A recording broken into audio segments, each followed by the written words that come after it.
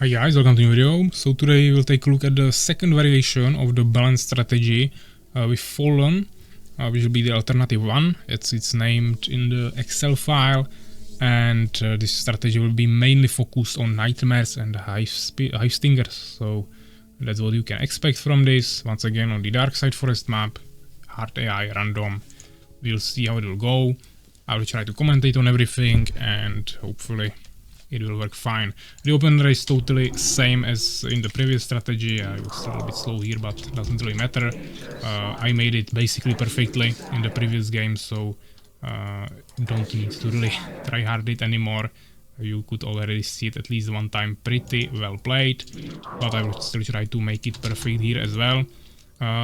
Always, or not always, again trying to build the base in the front to block the path. Not important with Fallen, but you can still do it.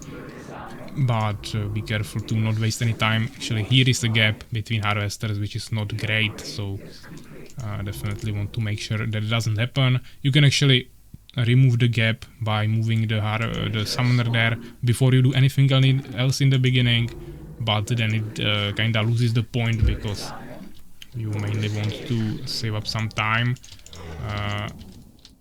I mean, you want to remove the gap so you have maximum resources, and if you send your harvesters to gold later or create the first harvester later, then overall it kinda loses the point. This is of course even worse because as I was talking, I kinda had a huge gap here before I created my first hive, which also caused the control form to be late, so there was another gap between the harvesters, and as you can see, it just rolls all over again, creating a bigger problem over time just by making one small mistake in the beginning. Now again, I should have already created second hive, of course. Maybe in the back I have really bad positioning of the buildings here, but it should be fine. Yeah, and as you can see, the strategy up to this point is totally the same as the strategy before, or I mean it's still the balance strategy, but this is the alternative. Now there will be some changes, of course. We are making the summoner, that's of course the same, but you want to make a Soulstrap, so let's actually go for that. We want to finally start producing stingers once you have the hive, of course. I'm really messing up here when I'm talking, doing three things at once, looking at the Excel on my second monitor, playing and also commentating, but okay, somehow it's working.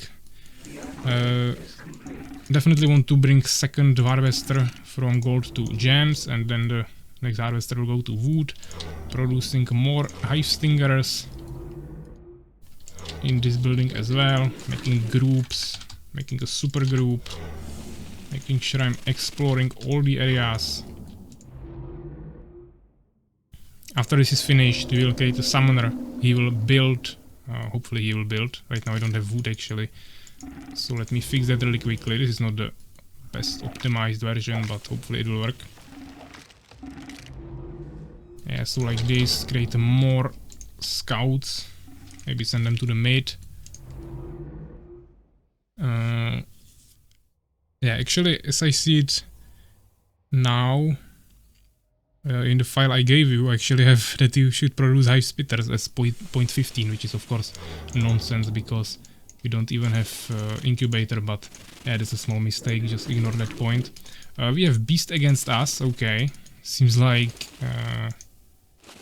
I mean, we don't know yet. He might be going for wyverns, which wouldn't be too ideal to demonstrate this strategy, because of course I can kill it with my nightmares, but it's just not the best demonstration. Yeah, but I'm immediately when I remember to do it, create a vengeance hall, and then you just produce nightmares, and that's basically everything for this strategy. Of course, you want to keep producing harvesters, so you have 6 on gold, 2 on gems, and 1 on wood. You produce more hive stingers, you produce more summoners, and that's basically everything. Of course, if I see what I saw in this situation, that he has this base of beast with 1 tower not even finished yet and not making any units, I will just swap to the baseline strategy. and just spam him with more stingers, maybe at some hive spitters. Or the nightmares, but later. Yeah, so I could probably rush him, but I'm not gonna do it, so I can show you the strategy. I will just kinda explore here. It's always good to actually go to the enemy beast town with hive stingers. Of course, don't get hit by totems, but it's always good to kill borons because you have bonus spike damage against them, 200%, so even with one hive stinger you will kill a boron, which is really good, and then you will of course force him to create a new one, which will cost him population and everything, so that's always really nice to do. Right now we have once again a little bit more options that we can kinda make here. We of course want to start producing nightmares. You can create a third hive if you want, you can create second vengeance hall if you want. Just so many variations as always. You can even create an incubator to upgrade your hive stingers to make them more tanky, that's always really nice. And another option that I also have in the file is to create a sorrow shrine, because you can upgrade your nightmares there. Even though I don't have too many of them yet, I don't even have a single one. The first one is being produced, but still want to build that quickly. Right now I don't even have population. I was kinda late with the summoner. But the nightmare, there will be only small gaps, so this is fine. Of course I will produce another summoner. He's probably going for the wyverns. I'm expecting him to build some... Yeah, lizard fortress is in the back. He actually has 2 totems. This is really unfortunate. I could rush it probably, but he has actually pretty decent position for them. This is perfect, yeah, if you play defensive strategy. I will show that in the future videos. This is how we want to build it. Totally protected totem, no way for me to destroy it. A really well designed town from him. But once we get to better units, we should be fine. He's definitely going for wyverns at this point. I mean, he could make stalkers, but definitely not something I would expect in this situation. To be honest, the best thing I could probably do right now is to just go for a wild cocoon and make my hive stingers fly, because I have so many of them. You want to usually upgrade nailed scourge, which will give you movement speed for your nightmares, so you can kite better, or you can just upgrade damage, that also works, so you can kinda decide here. I will actually go for the cocoon because I don't wanna deal with him. And actually one more thing, you want to build a lightning spire in this position against flying units, or just any tower, doesn't really matter on your faction. If you see that enemy is making flying units, you just make a tower in this position. Or maybe if your wood is a little bit further away, you can make another tower there. Or just 2 towers with Empire, usually you build 2. So this is kinda the baseline. Now we make another nightmare. You can also make matriarchs if you want, but first I would definitely encourage you to make more nightmares. Yeah, matriarchs just automatically unlock after we made the sorrow shrine. So this is fine. Of course, in the incubator we will then upgrade the metamorphosis, since we went for this strategy. Otherwise you just want to upgrade tough carapace, because that will give you extra tankiness for your hive stingers, which are the units in the front, so we want to have them tanky. Kinda injured once again, as in the previous video. I could just build a deformer here for some extra healing, but don't need to worry about it now. Let's actually move my units a little bit. Just make sure I have everything set up. Another nightmare, this will be finished. Actually, I will remove this, I just need the metamorphosis sooner. We can make also this upgrade. It costs some gems, but to be honest, if you have just one vengeance hall, you shouldn't have any gem problems. You definitely want to make another vengeance hall, but right now I was just rather transferring to the flying units. And now I could even make hive guards, but they are not too effective against wyverns. Of course, not letting him expand. Of course, I mean, against real player you still need to kinda scout, because he can transfer with flying options. He can transfer his minions somewhere else, or any peasants, villagers. But against AI, you don't need to usually scout, but if you want to make really sure that you don't need to scout, you just stand in this position, and since that's the only entrance and exit from his town, he cannot do anything. Right now I know for a fact that he's not gonna expand even if I don't take a look there at all. So let's make a deformer here so I can build more buildings, or actually maybe let's just build it in the front. I will have a deformer here for healing, and I will also build a second vengeance hall there. Metamorphosis will be ready in a second.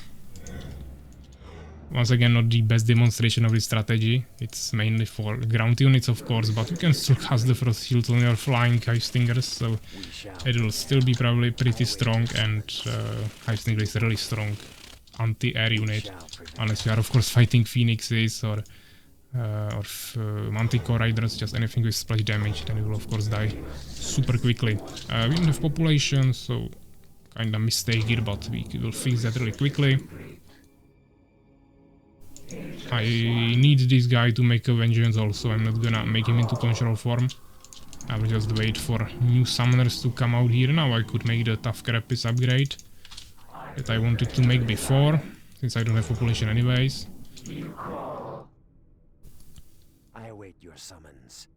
Let me actually bring the Nightmares to group number 3. So we have everything like this. Yeah, usually I just put everything to super group number 1, all of my units, and then I make a super group number 2, which will contain my most backline group that I have. So if I have catapults or trolls or Avengers, I will put them there, but if I have only Nightmares in my backline, then this is the most backline unit that I have at this moment. We could maybe also make one Hive, but I don't want to do that. I will use the resources better somewhere else. Yeah, so we can do another upgrade if we want, but I will just make more units right now. That's the thing I want to focus on. I'm actually surprised that he's not attacking me yet, because I have all the units on the ground, so he's actually probably scared only of my Nightmares right now, and it's still enough obviously to scare him away. I can also just upgrade this charge Deformer here, so he cannot rush me with his flying units. Even if he has Striders, I can still spot it with this Deformer and really quickly create a Seeker, so we won't have a problem with that. I'm trying to kinda prolong the games with the Fallen faction, because the games that I played with the Empire and Beast faction before were just super quick, like 10 to 15 minutes. So the first game with Fallen was actually 30 minutes, this one probably won't be that long, but I'm still trying to prolong it a little bit at least, so we see at least some gameplay. Because the main thing of the build order is shown in the first 5 minutes, and after that it's usually either just insta-kill or something like this, where I keep him in the back. Yeah, but I mean, we can just go kill him, yeah? At this point it doesn't really matter. I will just make sure that I have everything grouped up. Now I will fly. And we should be fine. Let me actually split this, so we have super group for everything separate. Actually, he wants to fight. Okay, I'm gonna allow him to fight if he wants to fight. We can definitely do that, but I don't want to fight above the totems, so let's actually stay in the back a little bit. Create new Nightmares, some small micromanagement. I have the shields, spend mana on them, so definitely don't want to utilize them when I can. But you will see how the Wyverns will totally disappear. Hive Stingers are just super strong against flying units. And his army is dead. Now I can just drop here. Maybe spread the army a little bit to destroy both of the totems. Totems are totally broken, yeah. They will just destroy how many... I mean, those two totems could just destroy all of these Hive Stingers if we had even better position with them. This revive altar would be closer and things like this. He will be probably also still kill off my Hive Stingers, because he's also fighting with his minions here, yeah? So totems are totally broken. Be prepared for it. It's really hard to actually rush Beast with just Hive Stingers. We usually want to also add Hive Spitters. We'll see that when we do the rush strategy, if it really match me against Beast. Yeah, but I lost all of my Hive Stingers here in this attack. 2 of them survived, okay. But that's totally fine, we won, so we don't really care about what we lost. Let me actually bring this to group 2. Because we don't have that many Hive Stingers anymore. Still not the perfect multitasking here. Let's say resource management, because I was not spending resources during the main portion of the fight. But I'm still kind of considering the fact that I'm also commentating it, so that's also already multitasking, playing and commentating. So if I also need to fight and commentate and produce, it's just a little bit too much at that point. But if you spend the resources immediately after the fight, it's usually fine. The problem would be only if you are pushing constantly, then you of course need to supply your army with new units all the time, especially during rushes. But then it's usually so early stage of the game that you don't have that big army, and it's much easier to actually fight and micro control, so you don't need to focus on that much. But you just need to produce the units. So yeah, he was defeated. A really simple game, 15 minutes. Okay, this was one of the shorter games. I actually don't see the OBS right now to see the length of the video because I have the Excel on my second monitor, but it was still a little bit longer than the Beast and Empire games, but of course not as long as the game with Fallen before. You didn't really see the full potential of this strategy against Ground Army, but you saw the build order, you can just test it yourself, and you will see it works pretty decently.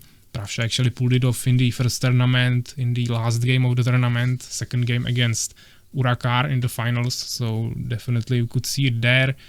Maybe he did a little bit differently the build order, but the core is the same, and the total beginning of the strategy is from the Fallen baseline balance strategy, which is always the same, so you can just follow that really easily. Even though I made some mistakes in this video, so rather watch the first balance video with Fallen. I did it a little bit better there. But as you can see, those small mistakes, I obviously point them out because I know how it should be done perfectly. But if you do those small mistakes that I show in these videos sometimes, and you make them in-game, it probably won't affect your win rate. Maybe you will lose one more game in 10 games than you would if you played it perfectly, but overall it doesn't matter that much. So yeah, I hope you liked it, you learned something, and I will see you of course in the next video, so take care guys.